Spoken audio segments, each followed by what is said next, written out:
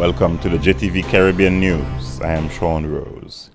Erica, the fourth named storm of the 2015 Atlantic hurricane season, has been blamed for the deaths of 31 people and more than 20 others still missing in Dominica. Most of the dead were residents of the southeastern village of Petit-Savan, the hardest hit area. Government ordered the evacuation of Petit-Savan, which was among 9 areas that Prime Minister Roosevelt Skerritt designated special disaster areas where hundreds have been left homeless.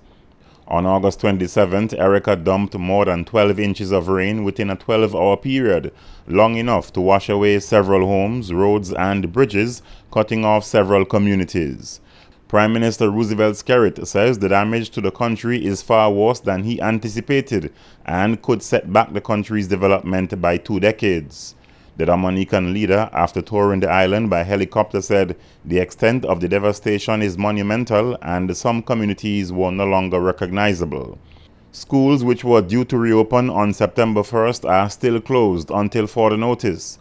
As many as 22 of the 75 schools in the country had been damaged, and the others were serving as shelters. A number of countries, including Japan, the US, Britain, and several Caribbean states, have been making pledges of assistance to Dominica, including a $200,000 emergency relief grant from the Caribbean Development Bank. Meanwhile, a Venezuelan aircraft carrying material to aid in the rehabilitation of the island was the first plane to land at the Douglas Charles Airport that had been severely damaged.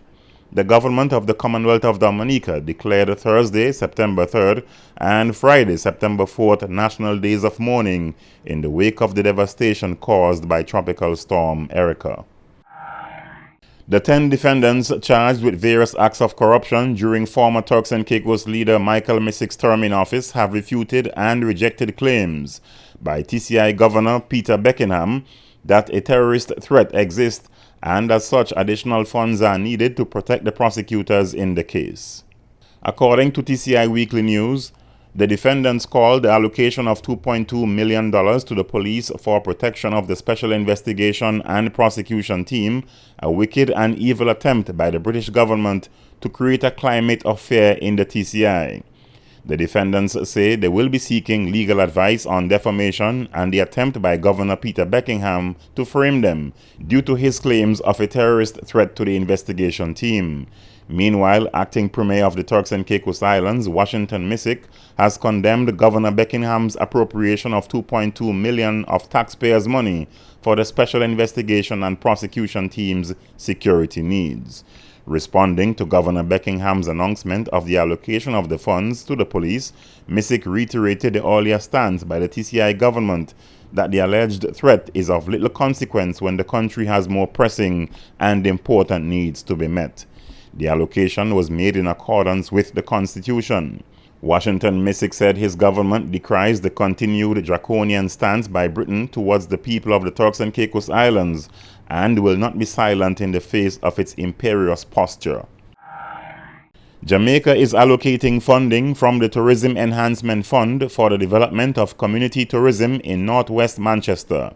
Member of Parliament for Northwest Manchester, Michael Phillips, said plans include turning the community of Maidstone, the first free village in Manchester, into a tourist attraction. Phillips said the money will be used to construct a proper museum with the assistance and guidance from the Jamaica National Heritage Trust and the Institute of Jamaica. According to Carib Journal, Phillips also cited plans to install proper walkways and storyboards at historic points around the community, adding that this initiative should be completed by October 2015. The money from the Tourism Enhancement Fund will also be used to develop Manchester's noisy river into a tourism product. A picnic area has been created and work on installing gazebos have begun. Phillips said that lands have been leased from the Forestry Department and 4 shops and bathrooms have been built to enhance the visitor experience. Worried about their personal safety, more and more professional women in Jamaica are seeking to acquire licensed guns as the Firearms Licensing Authority reports a spike in applications.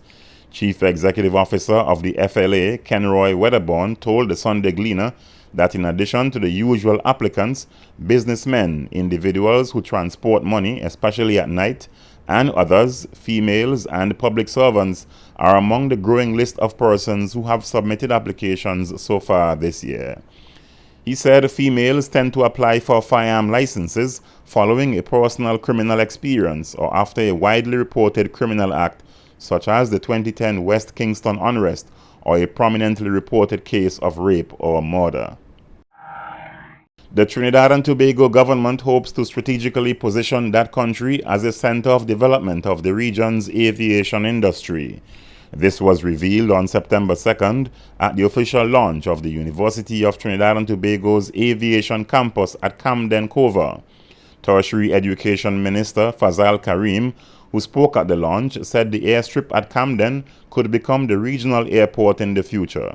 He said a needs analysis done in 2011 revealed that there is a limited pool of human resources for both training and industry expansion in the aviation industry. There are also shortages in occupational fields like pilots and aviation maintenance engineers. Karim said talks are taking place with Boeing in Seattle on possible collaborations at the newly opened training facility.